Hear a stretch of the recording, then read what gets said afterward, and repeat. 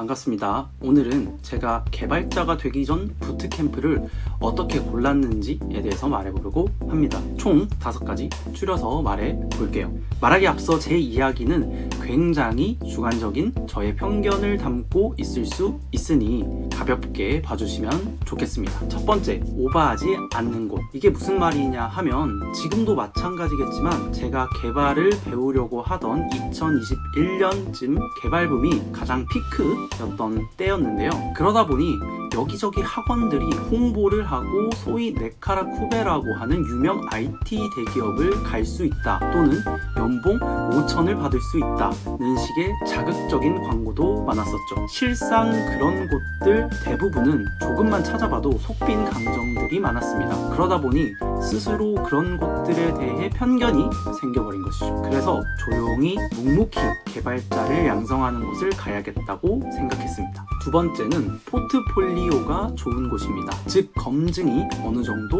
된 곳을 말하는 거죠. 포트폴리오라는 말은 그 부트캠프의 수료생들이 어떤 회사에 갔는지를 말하는 것입니다. 우리 학원의 수료생들이 이렇게 좋은 회사들을 많이 갔다를 보여준다면 그거만큼 확실한 게 없겠죠. 사실 이 두 번째 이유가 제가 부트캠프를 고를 때 가장 영향을 많이 받았는데요.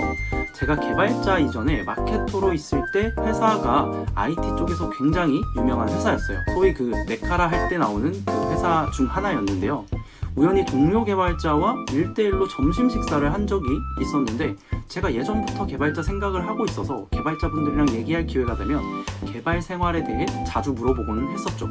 마침 이런저런 얘기를 나누다가 그분이 자기는 기획자 출신이었고 개발자가 되기 위해 부트캠프에서 학습을 했다고 하더라고요. 물론 그분이 실력이 워낙 뛰어난 것이 크지만 그래도 이렇게 IT 쪽에서 알아주는 회사를 다니는 분이 얼마 전까지만 해도 기획자였다고 하니 교육받은 부트캠프가 믿을만 하겠구나 라는 생각이 들더라고요. 정리하면 제 눈앞에 확실한 그 부트캠프의 결과인 산증인이 있었던 것이죠. 세 번째는 소수정예입니다. 한 기수가 2달마다 생기고 기수별로 5, 60명 또는 100명 이상이 되는 것은 선호하지 않았어요. 그 이유는 그만큼 한 명 한 명 케어하는데 물리적으로 힘들지 않을까 생각했었고, 디테일이 굉장히 떨어지지 않을까 같은 생각을 한 것이죠. 그래서 적은 인원으로 한 기수를 진행하는 곳을 찾았습니다. 결과적으로 적은 인원으로 한 기수를 운영하고 있는 부트캠프를 수료했었고, 현재 동기들과도 힘들었던 기억이 많이 있어서 더 끈끈하고 친하게 지내고 있습니다.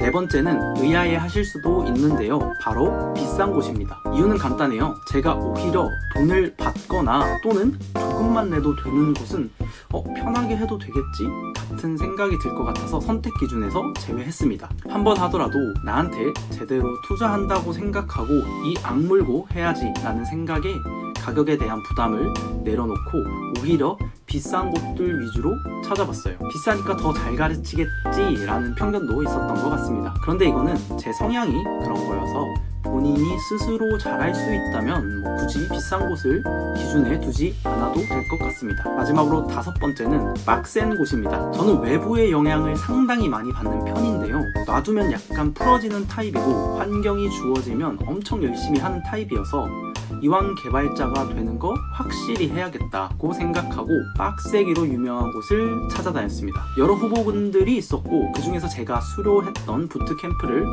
골랐는데요. 시기적으로 유일하게 맞았던 곳이기도 하고 두 번째로 말했던 이전 회사 동료가 다녔던 곳이었기 때문에 선택을 하게 되었습니다. 자, 이렇게 제가 개발자가 되기 전에 부트캠프를 골랐던 5가지 이유에 대해서 소개해보았고요. 혹시 개발자를 준비하거나 생각하고 계신 분이 있다면 제가 말한 것 이외에 또 다른 기준이 어떤 것이 있는지 아래 댓글로 남겨주시면 같이 얘기해봐요. 이상 한코딩이었고요. 자주 만나요.